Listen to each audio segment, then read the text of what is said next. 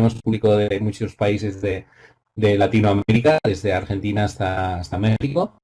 Y por supuesto en Miami también, que es la hora oficial y es de donde, si estuviéramos presentes físicamente, ahora estaríamos probablemente en el auditorio del Hilton en Miami, donde nos pudimos ver este verano en Sitcone, que el verano pasado tan bien y tan a gusto, ¿no?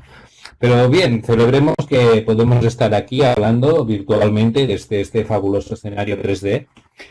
Y yo ahora les digo que por concentrarme en lo que es la presentación no voy a estar pendiente del chat, pero Camilo Di Conca, colaborador, psicólogo, que luego en la última parte estarán con él en unos ejercicios de tipo mindfulness, estará pendiente del chat y cualquier cosa específica me puede parar, me puede interrumpir, ustedes también pueden decir, y de esta forma la presentación es dinámica.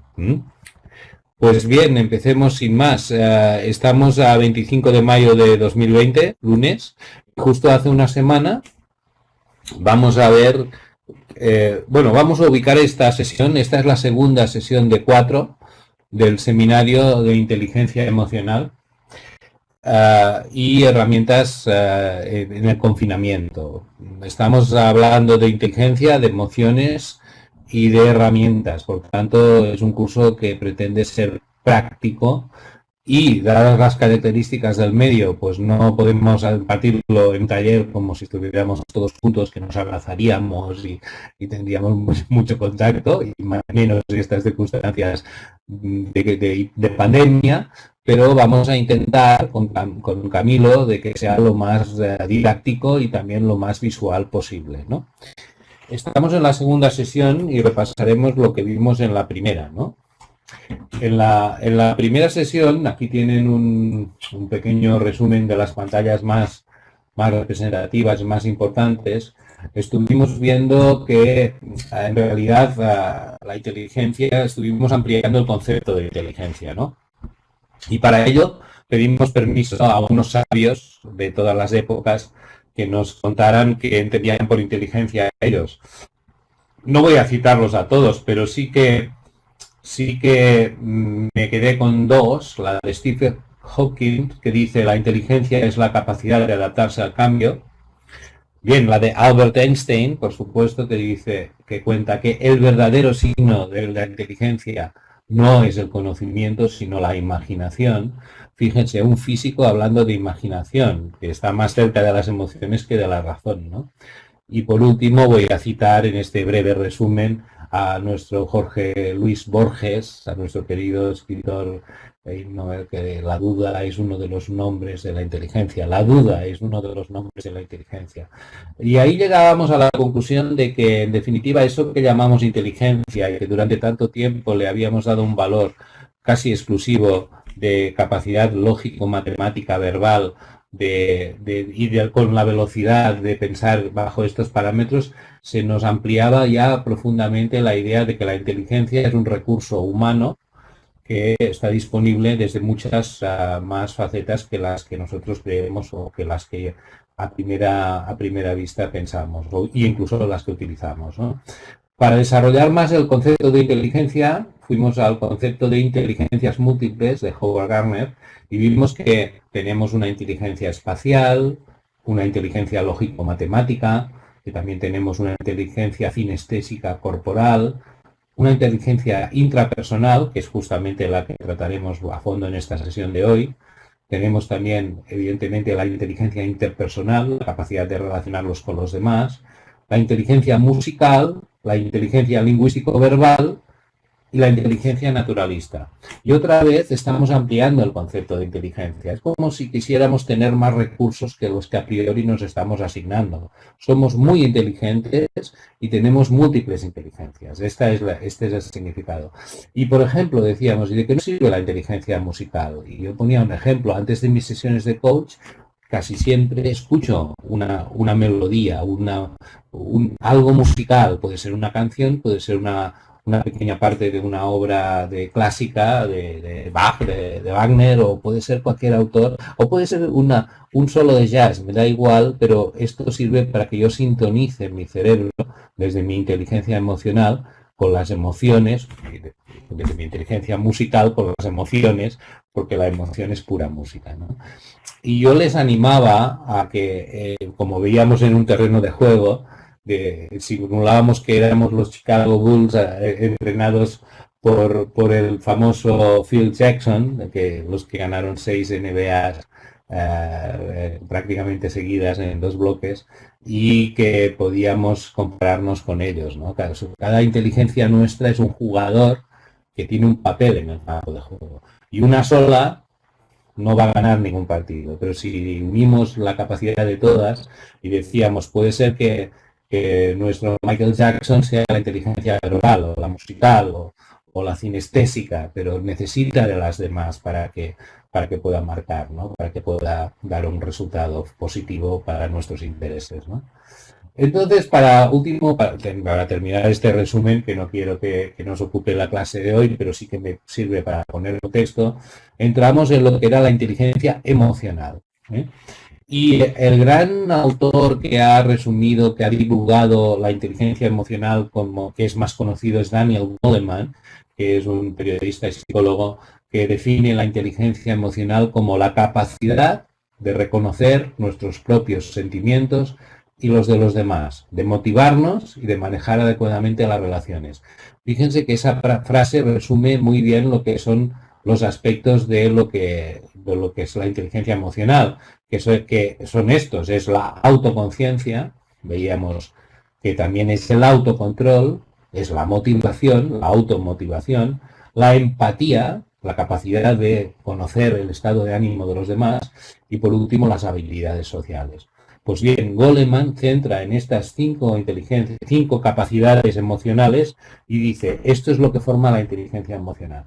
Y veíamos que le está demostrado empíricamente que la inteligencia emocional es más necesaria, por ejemplo, para liderar una empresa, para ser CEO de una gran empresa, que las otras inteligencias, podríamos decir, ya clásicas, que son las del puro conocimiento.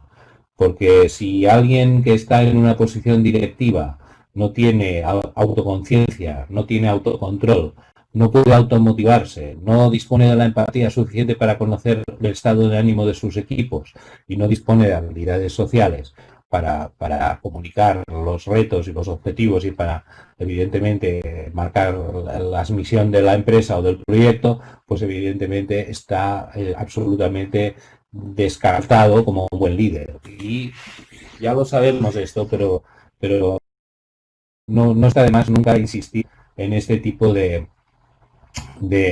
argumento para defender que las emociones, todavía hay personas que dicen, no, yo las emociones las separo del trabajo. No, es que yo la emoción, no, oiga, usted no puede separar la emoción nunca de sí mismo porque dejaría de ser humano. De hecho, dejaría de ser mamífero, incluso dejaría de ser un ser vivo, porque como veremos ahora, que hoy sí que abundaremos en esto, las emociones están asociadas a la vida, no es una opción. Y por último, en un cuadradito que aparece ahí, les decíamos, pues entrenen el autoconocimiento, el autocontrol, la automotivación, la empatía, las relaciones sociales. Digan, pónganse de 1 a 5, ¿dónde creen ustedes qué cumplimiento tienen de autoconocimiento y de todas estas variables, de todas estas capacidades? Y puntúen de 1 a 5 y vayan a buscar un objetivo, investiguen en sí mismos, hagan una cierta introspección. Quizás no es una introspección psicoanalítica de qué me pasó cuando era pequeño con mis papás. Es una introspección más de sentir lo que yo siento e intentar ser más consciente de que estas inteligencias y estas capacidades emocionales habitan siempre en mí y siempre están jugando, quiera o no, las vea o no. Puedo ignorarlas, pero no pueden dejar de estar porque soy un ser vivo y encima soy mamífero y encima soy humano o humano, soy una persona, por tanto, aún más así.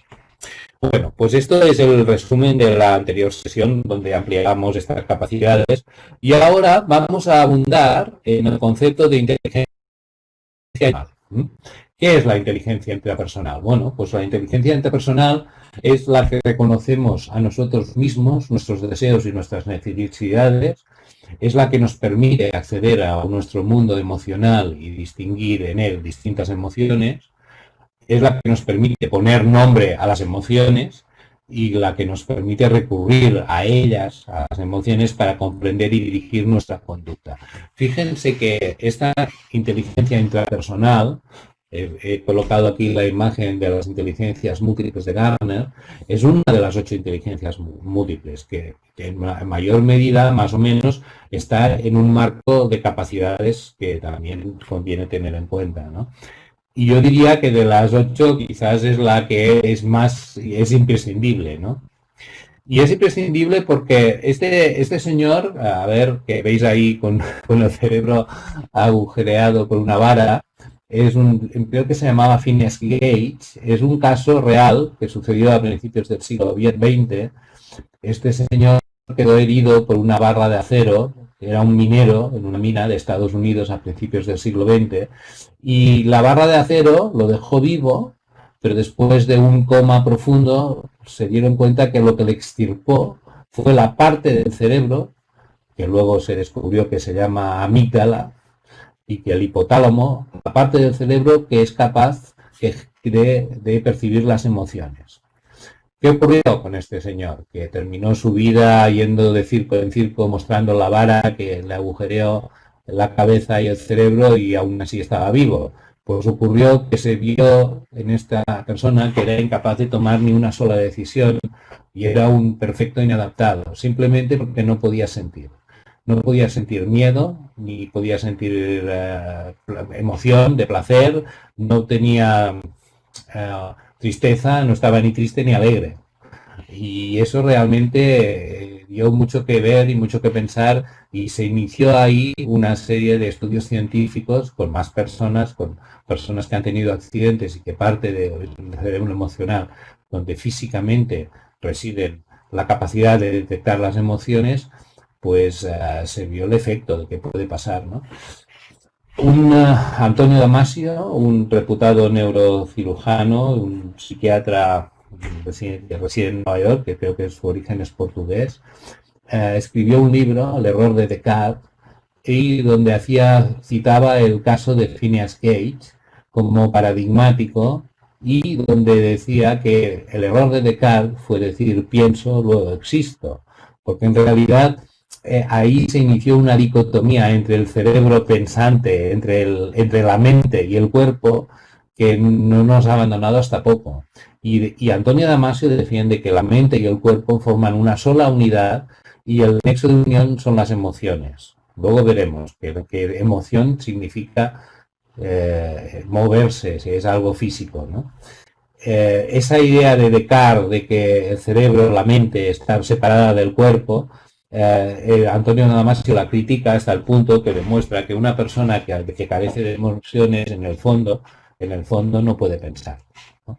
Entonces de ahí nace el título, y es un libro que yo recomiendo leer porque está escrito por un neurocirujano, por tanto con una base científica muy importante, y sin embargo está siempre hablando de lo que son las emociones, no de lo que es la inteligencia sin más, ¿no?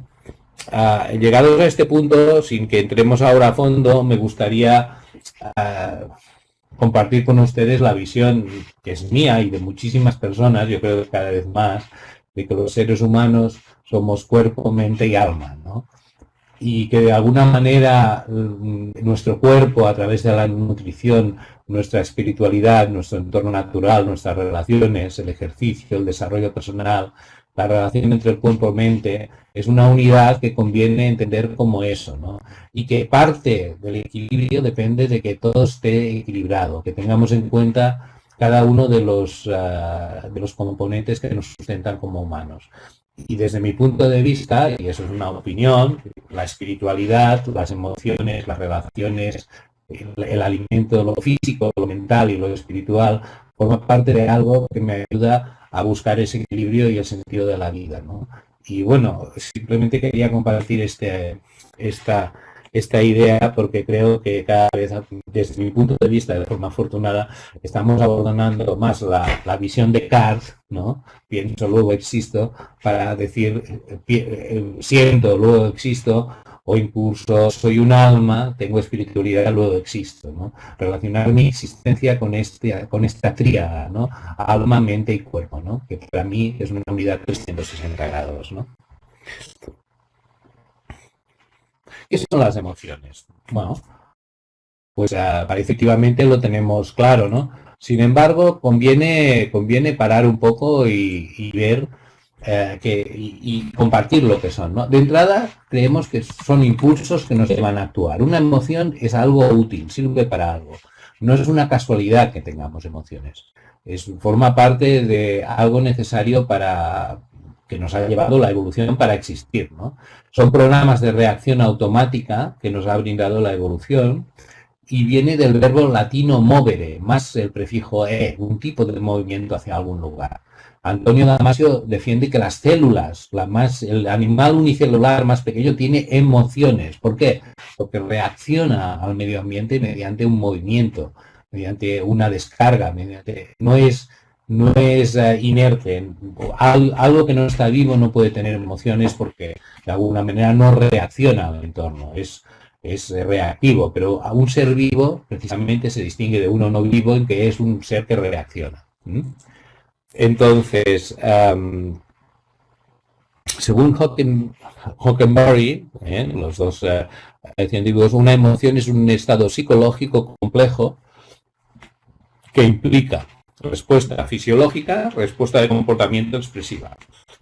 Y sí, abundamos en ello. Es decir, si la emoción no te llega al cuerpo en forma de energía, o sea, si la emoción no la sientes, no es una emoción.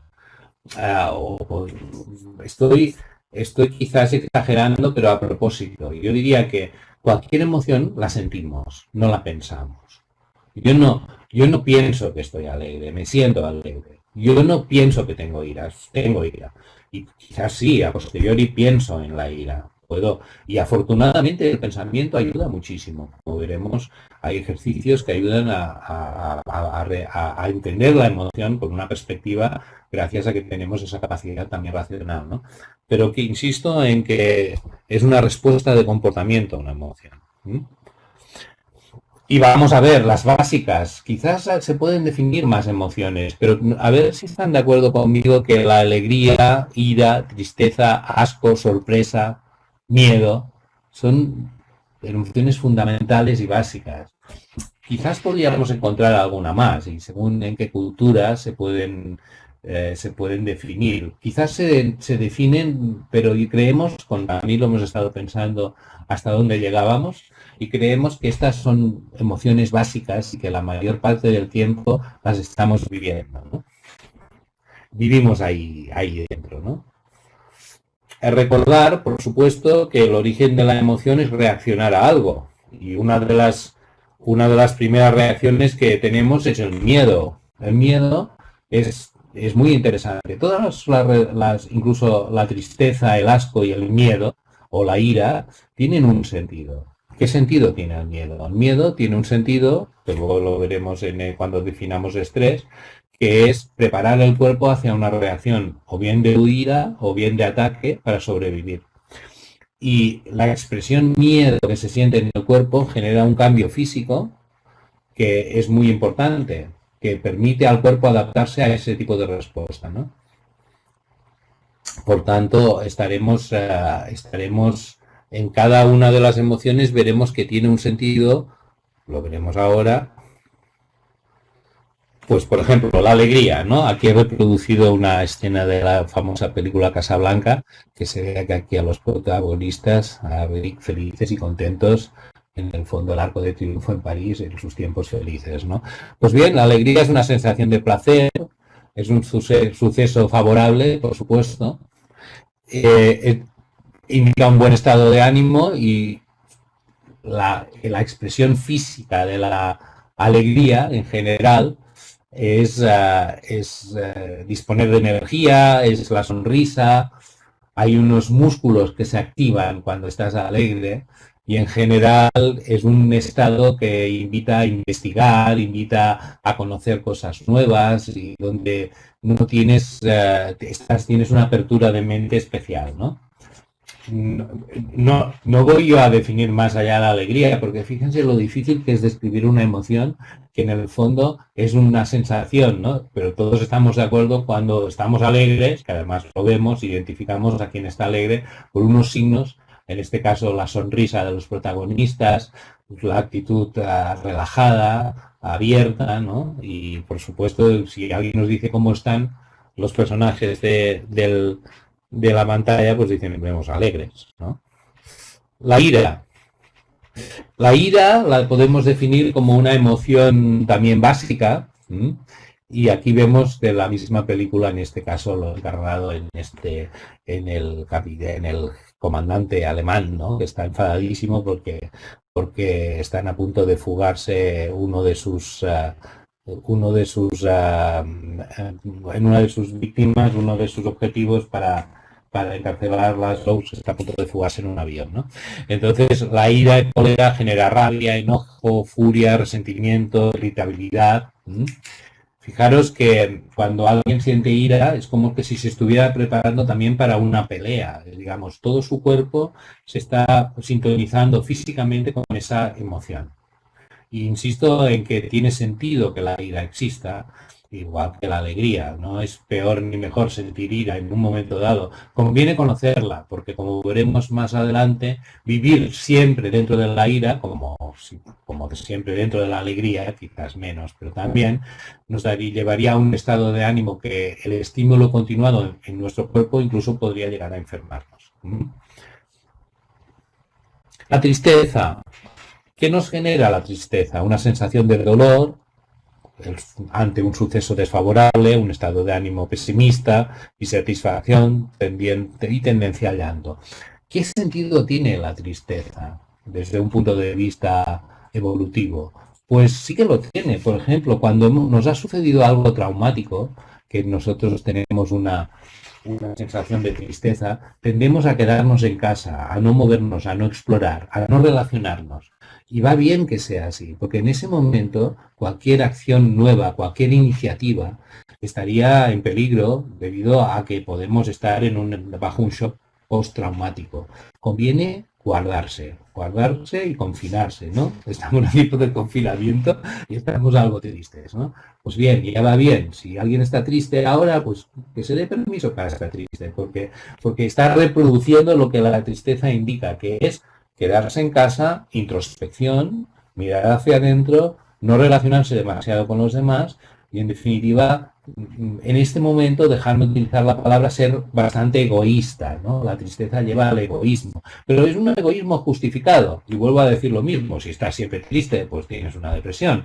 Pero que pases momentos de tristeza, alegría, ira, eso forma parte del cóctel que se llama vida, en definitiva, y que está inventado, alguien lo ha inventado, no sé si Dios o la naturaleza o los dos, para que nosotros podamos tener una vida plena, completa y, ¿por qué no?, segura, en el sentido de que este equilibrio nos da viabilidad como seres vivos, ¿no? ¿Qué es el miedo? Aquí hay esta escena es la escena de psicosis, están a punto de clavarle un puñal a la protagonista. Por tanto, fijaros en la cara de la protagonista. ¿Qué nos está diciendo? Está expresando una cantidad de energía importante abriendo la boca y no hay ninguna duda que está gritando, ¿no? El grito tiene un significado que es ahuyentar al agresor, por supuesto, es un acto involuntario, y el miedo genera una cantidad de recursos físicos disponibles que son muy importantes. En este momento, sí, supongo que la actriz lo sintió así porque lo represento muy bien, su sangre, la sangre de todo el cuerpo se está concentrando en las vísceras, está abandonando la periferia. Cuando dicen me quedé blanco de miedo o blanca de miedo, es real porque la cara se queda blanca, emblanquece porque la sangre se retira de la cara y de los extremos de la periferia del cuerpo humano y va a las vísceras, donde será más necesaria para combatir al enemigo, que puede ser real o imaginario, que puede ser presencial o no, Lo interesante es que las emociones se manifiestan, no necesitan la realidad para manifestarse. Se pueden manifestar de forma espontánea a partir de la imaginación o a partir de suponer que algo va a suceder, pero que no ha sucedido todavía. Y ahí tenemos un problema los humanos, especialmente porque dicen que una gacela siente miedo cuando ve un león y lo persigue, pero un minuto después entra en un estado de mindfulness, de calma total. En cambio, nosotros somos capaces de estar 8 horas trabajando en una oficina como si tuviéramos un león delante para que está a punto de comernos, ¿no? Y realmente el miedo que hace, bloquea absolutamente todo lo que no es imprescindible para vivir y respirar, bloquea todo lo que no es necesario para salir corriendo con mucha prisa hacia un seguro o hacia un lugar seguro o bien atacar. ¿Por qué un perro ladra cuando una persona o se siente cuando una persona tiene miedo? Porque los perros ladran a las personas o atacan más fácilmente a las personas que tienen miedo, porque el miedo es sentido por el por el otro ser como un posible estado agresivo. ¿Eh? El miedo es tan agresivo como la ira, porque lo que estamos diciéndole a quien tenemos delante es que nosotros podemos estar preparándonos para atacar o para escapar. Pero en cualquier caso, estamos cambiando muchísimo nuestro sistema de energía interior y este sistema de energía interior nos permitirá actuar ante el estímulo exterior. Problema, es una gran ventaja sentir miedo. De hecho, seguramente estamos aquí porque somos descendientes de animales miedosos que en su momento huyeron de unos enemigos y se pusieron a salvo.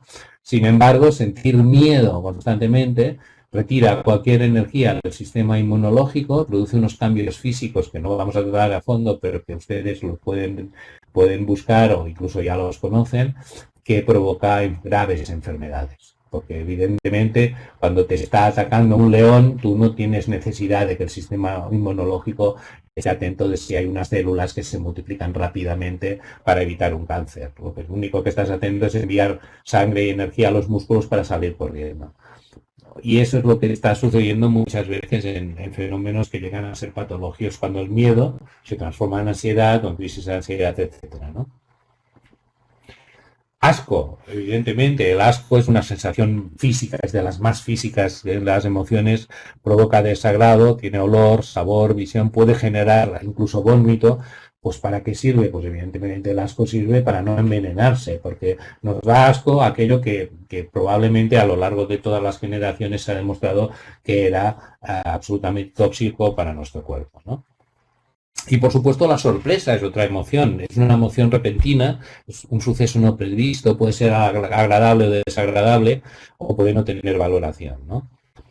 No voy yo a abundar mucho más en lo que son las emociones, pero sí que fíjense que estamos hablando de estrés, que es lo que viene al final de esta charla con los ejercicios, y nos pareció, a Camilo, a mí, adecuado de que antes de abordar el fenómeno del estrés, abordáramos el fenómeno de las emociones, porque en definitiva el estrés, en este caso la ira y el miedo, son dos de las emociones que activan muchísimo lo que luego entenderemos por estrés, ¿no? Por el estrés malo, que también hay uno de bueno, ¿no? Aquí veíamos en esta fabulosa representaciones de Atkinson, que es espectacular la capacidad que tiene para expresar las emociones. Y aquí no vamos a entrar muchísimo. En la sesión donde hablamos de comunicación, abundaremos, profundizaremos en lo que es la comunicación no verbal. Pero fíjense qué rápido nos expresa interés o sorpresa o bien alegría, y la frente es uno de los el lenguaje no verbal, pues arrugada puede indicar confusión, sudorosa puede ser signo de ansiedad, o levantada puede indicar sentimientos de sorpresa o deleite. Las cejas, por supuesto, es una parte de nuestro rostro que comunica constantemente emociones, ¿no? Pueden manifestar engaño, tú puedes detectar si una persona está conectada contigo o no, si está contenta o si está a disgusto, ¿no? Como tendrá la presentación, no voy yo a leerla, ¿eh? Los ojos, ¿qué decir de los ojos? Romper repentinamente el contacto visual indica que uno está un poco ansioso o que está ocultando algo. La famosa idea o costumbre de mirarse a los ojos mientras se está brindando, dicen que tiene un origen en tiempos de la Roma clásica, donde se envenenaba frecuentemente a las personas. Entonces, cuando miras a alguien a los ojos directamente, es más difícil que te mienta que si no, que si oculta la mirada, ¿no? En definitiva, sea cierta o no esa historia, sí que tiene sentido que cuando alguien te oculta la mirada, probablemente nunca te fiarás de él, porque crees que la emoción que tiene, que en ese momento está transmitiendo, no es la empatía precisamente, quiere que no sepas lo que le está pasando, lo que se está ocurriendo, ¿no? Y por último, la boca. ¿Qué decir de la boca? Con la boca estamos expresando siempre nuestras emociones. Es imposible no expresar las emociones, es muy difícil, y de hecho si no las expresas, lo que te estás es quedando solo, porque los humanos esperamos reconocer siempre mediante el lenguaje no verbal las emociones, ¿no? Insistimos en eso, de que una emoción es una respuesta del organismo a un hecho externo desencadenante, en este caso el método del cuerpo para reaccionar ante una amenaza, un desafío, una barrera física, psicológica, es la emoción. Es más rápida que el pensamiento. Nadie puede evitar alejar el dedo de una llama incluso antes de sentir el estímulo del calor, ¿no? Si lo que siente es eso, ¿no? Aquí y entramos en lo que es el estrés, ¿no? Queremos que esta sesión no sea un discurso, y como tenemos algunos ejercicios, yo no voy a leer ahora esta transparencia porque lo tendrán en mis presentaciones. Lo que sí, quizás vamos a solamente apuntar la definición de lo que es el estrés. El estrés, sea fisiológico, biológico o psicológico, es la respuesta del organismo a un hecho externo desencadenante, el método del cuerpo para reaccionar ante una amenaza, ¿no? Entonces vemos aquí que en esta radiografía de un cuerpo vemos que se activa la glándula de la hipófisis, ¿m? Las hormonas, por su momento, las glándulas suprarrenales responden al mensaje de la hipófisis aumentando la producción de cortisol, que es una hormona que se utiliza también para liberar adrenalina por el estímulo nervioso, ¿no? ¿Esto qué hace? Como he dicho antes, nos prepara para pelear o para correr, y de una forma muy eficiente. Ahora bien, en la siguiente estamos viendo que el problema que tenemos si mantenemos durante mucho tiempo el estrés es que se vuelve crónico y tienes unas afecciones neurológicas, porque el cortisol se vuelve tóxico para el cerebro, disminuye la concentración, aumenta la ansiedad y la depresión y provoca ataques de pánico, fobias o alteraciones del sueño, ¿no? Quizás las peores pueden ser las inmunológicas, que a largo plazo pueden generar enfermedades muy graves, incluso infecciones. ¿Cuántos de nosotros, a mí me ha ocurrido, mientras hemos estado en una situación de mucho estrés laboral, hemos mantenido el tipo, hemos estado a full y el primer día de vacaciones nos hemos puesto enfermos? A mí esto me ha ocurrido. Simplemente es una prueba de cómo mi sistema inmunológico estaba retirándose, y cuando ha dejado de tener cortisol en mi cuerpo y cuando ha dejado de tener pues todo lo que es las hormonas que generan la tensión para mantenerme alerta del peligro, que en ese caso no es un león, pero puede ser pues una presentación, un reto o unas ventas o un reto de empresa muy fuerte, pues tú entonces pues bajas la guardia y es cuando vienen las enfermedades, ¿no? Y quien no ha tenido problemas de estómago o ha asomado algún tipo de enfermedad debido a mantener el estrés en un gran nivel, ¿no? Bien, me estoy avanzando a lo que hablaremos en otra sesión, pero lo quería poner aquí, que es muy importante para disminuir el estrés, utilizar herramientas de gestión de tiempo.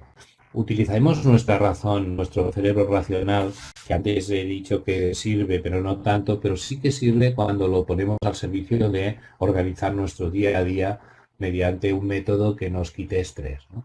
Una de las sensaciones de estrés más poderosas es tener muchas cosas pendientes, que hacer muchas tareas y no poder realizarlas. Y muchas veces esto depende del método, ¿no? Getting Things Done es un método de David Allen que ha inspirado a Google, a Apple o a Microsoft a realizar cambios en sus agendas de gestión de tiempo. Es una personaje en el mundo de la consultoría de gestión de tiempo, tiene este bestseller Getting Things Done y algún otro libro que en castellano creo que está, en español está traducido bajo otro nombre, creo que es Organízate con eficacia, es un nombre que no me gusta nada comparado con la fuerza que tiene el original en inglés. Haz que las cosas pasen, ¿no? En definitiva, hagamos que las cosas ocurran, ¿no? Que eso es lo que nos quita el estrés, ¿no? Y es curioso como él define un método. Os pido disculpas porque estaba hablando de una transparencia que no estabais viendo. O sea, podíais no entender nada. Ahora sí, Getting Things Done es el arte de trabajar de la productividad sin estrés, ¿no? Es lo que os decía, David Allen es un experto en gestión de tiempo y aquí en este esquema, que no desarrollaremos hoy, pero sí otro día, veremos que aportar este método a nuestro día a día razonablemente nos puede ayudar muchísimo, ¿no? Otros métodos, otras ideas racionales que nos pueden muchísimo ayudar muchísimo a solucionar el estrés, pues están las clásicas, los hábitos de la gente altamente efectiva de Stephen Covey, que tiene un sistema que yo he definido o he resumido en lo que podría ser el cuadrante de la derecha, que espero que puedan leer, donde define las tareas que tenemos entre urgentes, no urgentes o importantes y no importantes, ¿no? Y cada día, empezar el día con este cuadrado en la mesa, nos puede dar una idea de qué es lo importante y qué es lo urgente. Tenemos una tendencia natural los humanos a estar en lo importante y en lo urgente a la vez. Y eso quiere decir que, que actuamos como bomberos, ¿no? Como apagafuegos, ¿no? Porque apagar el fuego tiene una recompensa muy alta, somos héroes, ¿no? Sin embargo, permanecer siempre en ese estado genera mucho estrés, como puede ser. Los bomberos, afortunadamente, tienen muchas horas de descanso y de preparación para el siguiente incendio. Si transformamos nuestra vida en un incendio permanente, vamos a generar un estrés permanente, vamos a generar un miedo permanente, unos cambios en nuestro sistema inmunológico permanentes y un estrés crónico, ¿no?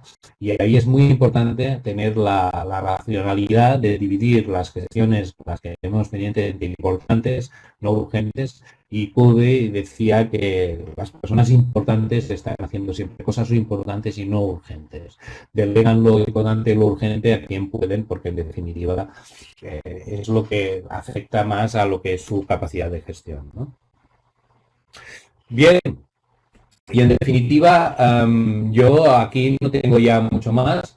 Quería empezar ahora lo que son las herramientas. Las herramientas para superar el estrés malo, que decíamos, porque antes vale la pena insistir que el estrés que tiene Rafael Nadal, uno de los mejores tenistas del mundo, ante la final de un Grand Slam, es un estrés bueno, que es el mismo estrés que tiene una gacela para escaparse de un león. Dura un tiempo limitado, 2, 3 o 4 horas, pero luego tiene días y días para descansar. Y mientras descansa no está viviendo ese estrés, ¿no? Por tanto, lo que nos ayuda a superar el estrés es reconocer los estresores, que es el elemento que nos hace tener el estrés, desarrollar respuestas saludables, relajarnos.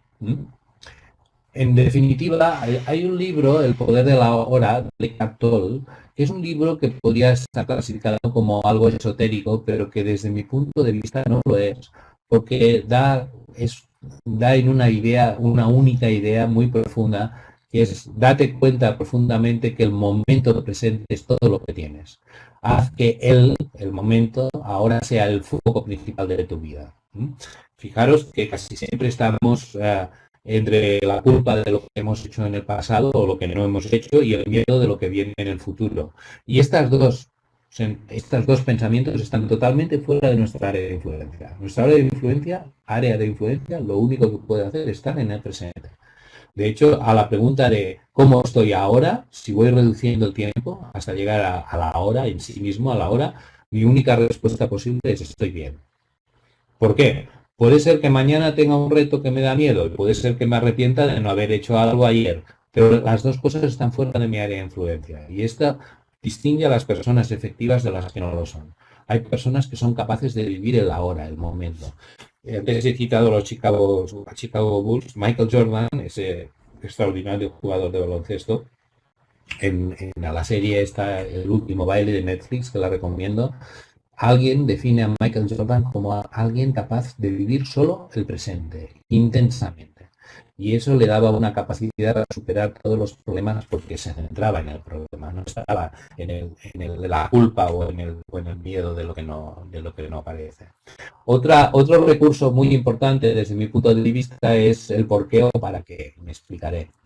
Si yo me hago la pregunta ¿por qué me pasa esto? Me estoy yendo siempre hacia el pasado.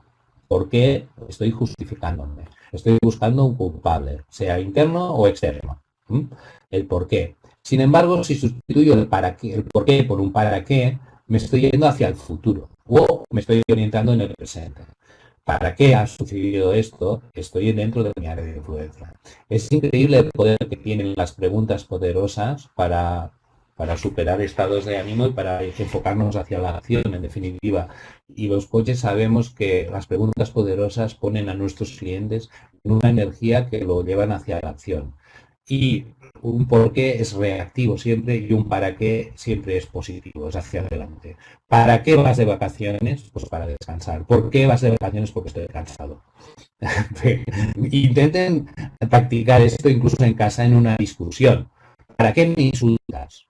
Esta es una palabra potente, es una pregunta potente. No por qué me insultas, porque evidentemente el por qué está en el pasado y hay mil motivos para insultar a alguien, sobre todo si estamos enfadados, si la ira se ha apoderado de nosotros. Sin embargo, un para qué a tiempo corta la serie de quejas sobre lo que sucedió y nos lleva rápidamente a la acción positiva o, en cuanto, si más, ¿no?, efectiva, ¿no? ¿Por qué y para qué? El poder de la hora. Estos son libros que yo recomiendo, pues este libro lo recomiendo especialmente, ¿no? Entonces, finalmente, ya para terminar esta primera fase de ejercicios, de conferencia y luego entrando ya en los ejercicios, les quería mostrar dos direcciones interesantes web, mindful.org, donde hay un montón de recursos para meditar, para poder practicar la paz mental, que son muy interesantes. Y una que es el Insight Timer, que tiene muchísimas meditaciones también, música relajante. Yo les recomiendo que hay una cierta aversión a meditar por parte de muchas personas, quizás, pero yo les recomiendo que intenten no meditar, que quizás es una palabra muy reactiva, sino que intenten tener un contacto con ese mundo, ¿no? Y para ello, ahora Camilo va a tomar el mando, va a tomar el micrófono y nos indicará dos actividades de tipo mindfulness, que ambas, cada una dura un minuto en sí, fijaros que son muy cortitas, que nos ayudarán como herramientas a superar el estrés malo. En un momento dado de tensión y de estrés, esas herramientas nos ayudarán. Camilo, ¿estás a punto? Sí, Edu, muchas gracias. Muy bien.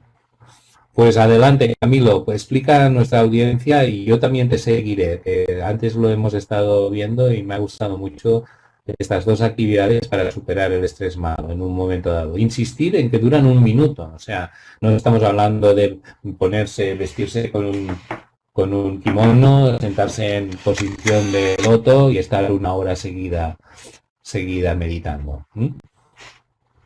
Adelante, Bueno, Camilo. gracias, Edu. Gracias. Bueno, como decía Edward en la diapositiva anterior, una de las cosas que tenemos que aprender es a relajarnos, ¿no? Muchos estudios científicos y años de evolución en las meditaciones orientales nos enseñan que la respiración es fundamental tanto en el buen funcionamiento del cuerpo como el buen funcionamiento de la mente y el buen funcionamiento del mundo emocional, ¿no? Como decía Edu, les voy a poner ahora un par de ejercicios que son muy simples y que les pueden ayudar a bajar un poco los niveles de ansiedad, de estrés y que les pueden reproducir en cualquier momento que les parezca oportuno. Antes de empezar, les voy a pedir a todos los y las presentes que se aseguren de tener el micrófono silenciado para evitar que cualquier ruido que pueda interferir. Gracias. Bueno, El primer ejercicio que vamos a hacer, lo vamos a hacer solo por algunos segundos, pero lo pueden hacer donde quieran y por el tiempo que quieran, ¿sí?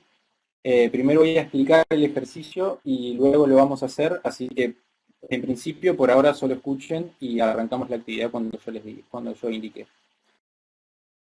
Bien, acá voy a tomar una bocanada de aire para enlentecer, para que vean el poder de la respiración, ¿no? Yo ahora respiro una bocanada y estaba yendo un poco acelerado y ahora voy a intentar ir más lento.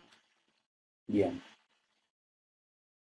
Primero que nada, necesito que por favor visualicen un cuadrado. Para esto, si quieren, pueden cerrar los ojos.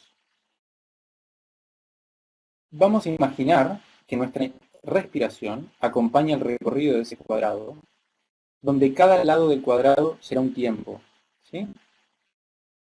Bien, esto quiere decir que si recorremos un cuadrado entero, serán 4 tiempos. O sea, 1, 2, 3, 4.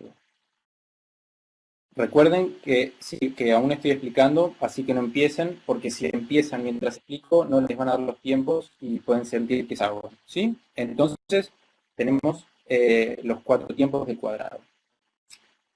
En el ejercicio vamos a inhalar en un cuadrado entero, o sea, 4 tiempos.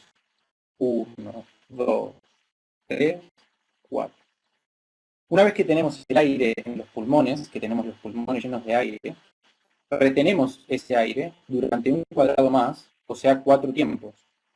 1, 2, 3, 4. Para terminar, vamos a exhalar en 2 cuadrados, es decir, 8 tiempos. 1, 2, 3, 4 y así hasta 8. ¿Sí?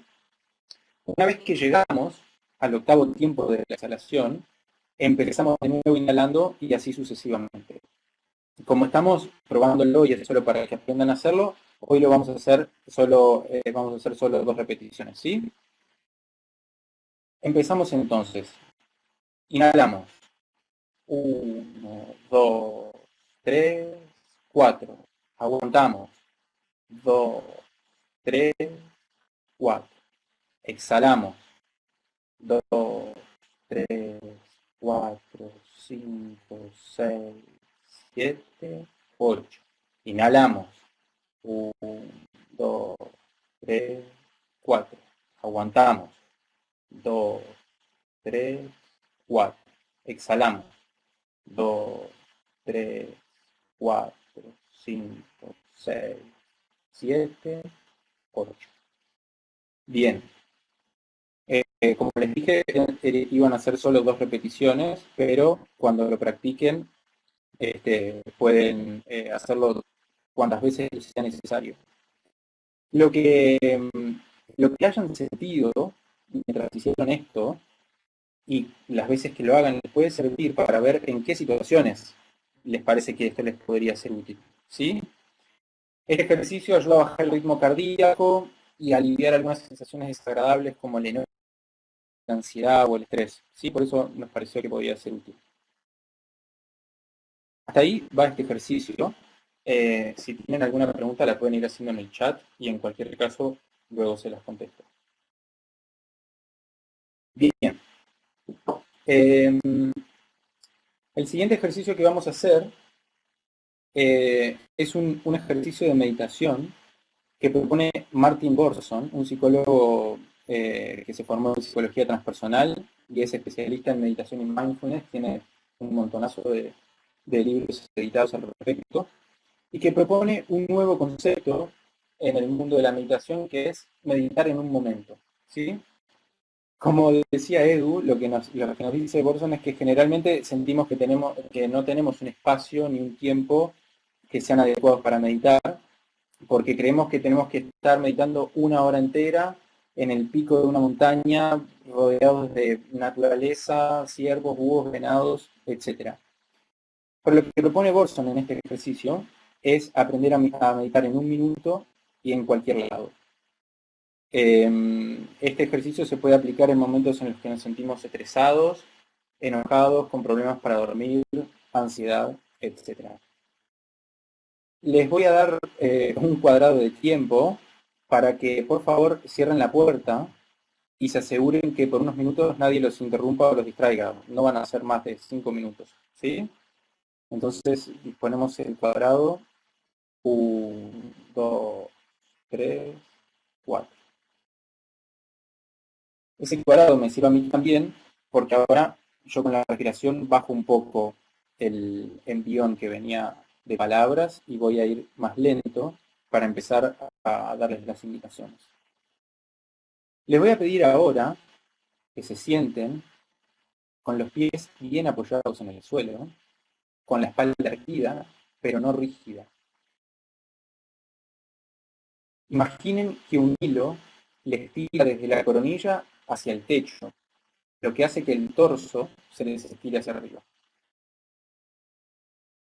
Pongan las manos en cualquier posición que sea balanceada, simétrica, y en la que las manos puedan quedar quietas. Por ejemplo, con los antebrazos apoyados en los muslos, con las palmas de las manos hacia arriba o hacia abajo, o apoyando los antebrazos en los muslos, entrelazando los dedos de las manos. Es fundamental para el ejercicio que en la postura se sientan cómodos, porque de lo contrario la incomodidad los podría distraer.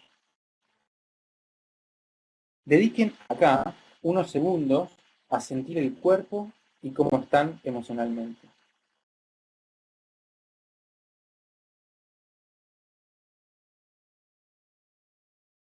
Bien, ahora que tenemos la postura, y recuerden que tienen que estar bien cómodos, la idea del ejercicio es simplemente concentrarse en la respiración durante 1 minuto. Si se distraen durante el ejercicio, no se preocupen, es totalmente normal y no quiere decir que estén haciendo mal el ejercicio. Si les pasa, simplemente háganse conscientes de que estaban distraídos y traigan su mente de nuevo a la respiración. Yo les voy a avisar con el sonido de una campana cuándo empezamos y cuándo terminamos. Así que ahora, cierren los ojos y comenzamos.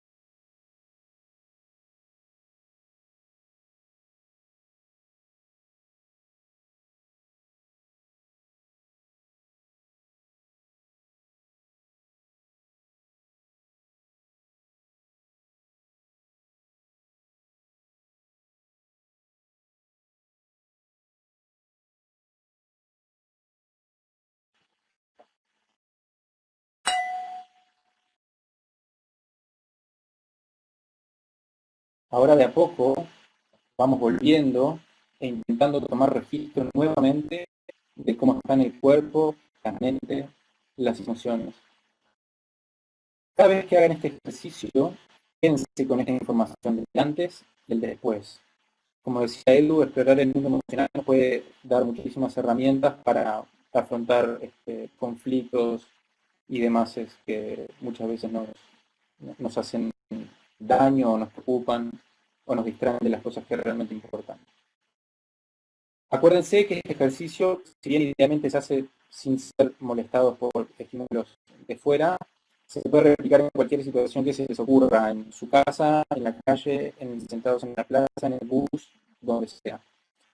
Lo único que tienen que hacer es repetir lo que hacemos hoy. ¿Sí? Bueno, espero que les haya servido y que les sirva para el futuro y seguimos, Edu. Sí, se me escucha ahora, sí. Muchísimas gracias, Camilo. He seguido con atención los 2 ejercicios y me ha sentado súper. Espero las opiniones del público, de los asistentes, pero la verdad es que parece mentira que 1 minuto, 60 segundos escasos de estar con uno mismo te pueda dar tanto valor, ¿no? Muchísimas gracias. Y visualizar el cuadrado, eso ayuda. Fíjense que la mente siempre está ahí acechando y se trata de quererla, de dejarla. No pasa nada si aparece un pensamiento. Lo dejas marchar y respiras, fluir. Meditar es fluir, eso es muy bueno. Y el minuto este nos puede sacar de muchos apuros. Bueno, y por nuestra parte, pues nada más. Abrimos el turno de preguntas, sugerencias y participación. Estamos en tiempo. Hemos estado casi unos 45 minutos mostrando cosas y practicando, y ahora es su turno de hacer preguntas o sugerencias sobre lo que es el contenido de la sesión.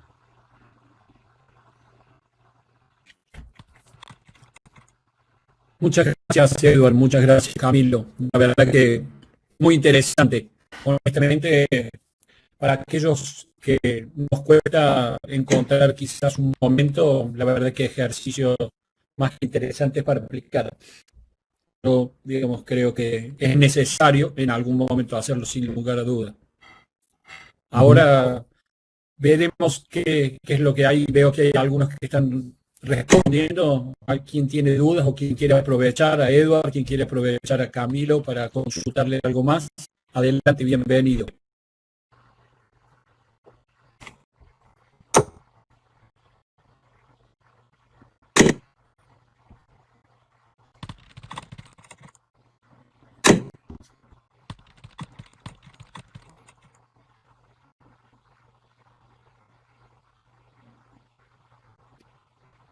Parece que se han quedado todos meditando, Edward. Muy relajados, ¿no? Sí, demasiado relajados.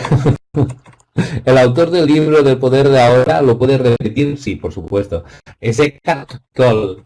Pondré la transparencia en visible para que lo vean. Entonces, en Google van rápidamente a él, ¿eh? Si ponen el poder de la hora, pero voy un momentito a hacer un flashback, si puedo, con las transparencias. Creo que está ahí.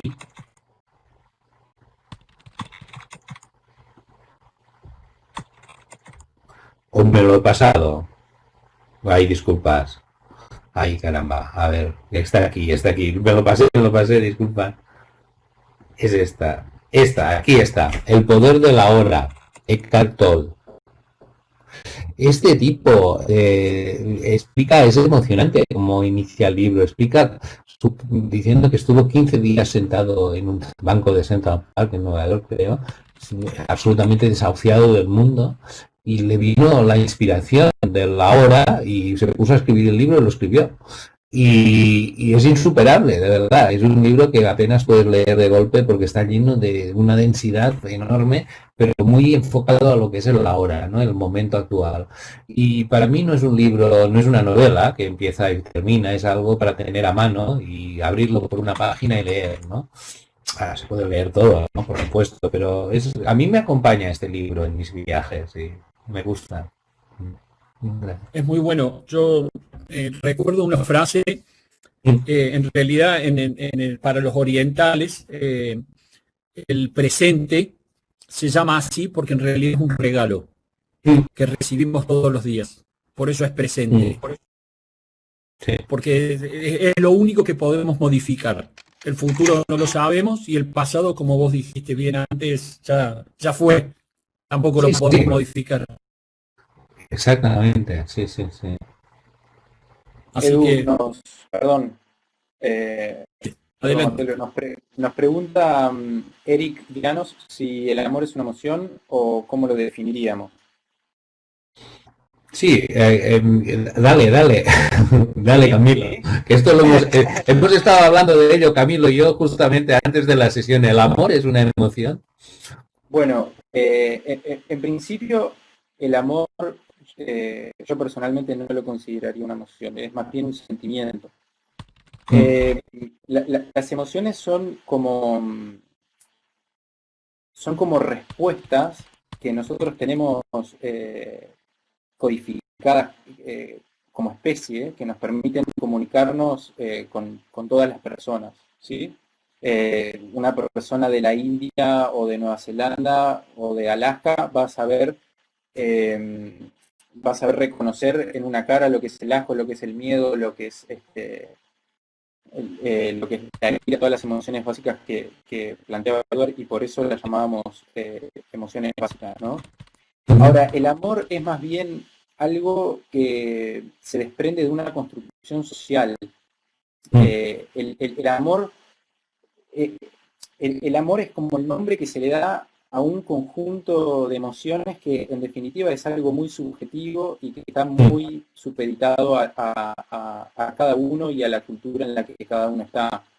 El amor para uno puede significar una cosa y para otro otra, pero las emociones son como algo que trasciende las culturas y las subjetividades, ¿no? Hay como una serie de reacciones fisiopsicológicas que se repiten en las emociones, y eso no sucedería con el amor. El amor es insisto, es como un sentimiento y en definitiva más bien un constructo social. Sí, no sé, decíamos, no sé si ayuda a la idea, pero para mí las emociones son como átomos, y los sentimientos serían moléculas o seres mucho más complejos y que, como muy bien dice Camilo, ya son más circunstanciales y quizás dependan de más incluso aspectos culturales o sociales o geográficos, no sé, pero y hay algo muy importante en las emociones que son universales, exactamente, ¿no? Y eso nos lleva a que puedan ser átomos fundamentales de sentimientos que luego se generan. No sé si se ha contestado. No sé, y Elisa, si contestamos, o sea, era una pregunta similar, no sé si logramos contestarte con lo que dijimos respecto a la diferencia entre el amor y la emoción.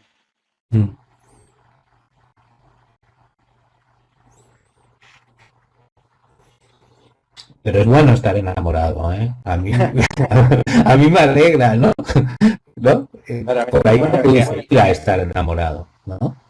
Pero hay, o sí. hay muchas personas, hay muchas personas que viviendo de una forma miserable sienten amor y se sienten enamoradas, ¿no? Tiene mucho que ver con la historia de cada uno, con, como decía, con la subjetividad y con el contexto, ¿no? El amor en el 2020 no debe ser el mismo amor que el del 1850, por ejemplo. Sí, el estado de amor en muchas culturas y en algún momento de la historia de la humanidad se han definido como una enfermedad. Porque estar enfermo de amor, efectivamente, cuando uno está enamorado es muy vulnerable, ¿no? Y en algunos casos se ha considerado una enfermedad, ¿no? Bueno, ahí nos llevaría a una discusión metafísica casi. Sí, ahí tenemos que hacer otro seminario. Claro, sí, creo que se están por meter en una temática que podría llevarnos tranquilamente hacia otro seminario. Tranquilamente, sí. ¿Y por qué no? Bueno, pues bien, si no hay más, no hay más consultas, no hay más dudas, quiero agradecerles, como siempre, Edward, Camilo, por su predisposición, por todo lo que nos instruye y nos enseña. Así que muchísimas gracias y esperamos a todos verlos próximo lunes. Pues muchas gracias, por supuesto, a todos. Y el próximo lunes, además, estamos preparando una sesión que además queremos que sea divertida y con participación, o sea, no falte. Excelente, aquí estaremos entonces para divertirnos. Solo quiero hacerles una aclaración a todos. Los avatars que utilizamos para participar en la clase tienen la posibilidad de tienen una función que el avatar medita, en donde el avatar medita. Así que para la próxima prometo, digamos, tenerlo cargado y permitirles a Edward y a Camilo que hagan una meditación en vivo en el escenario. Con su avatar. Ese será el desafío. Lo vi a Mario hace un ratito meditando en la silla. Sí, bueno, correcto. Así que bueno, muchísimas gracias a todos.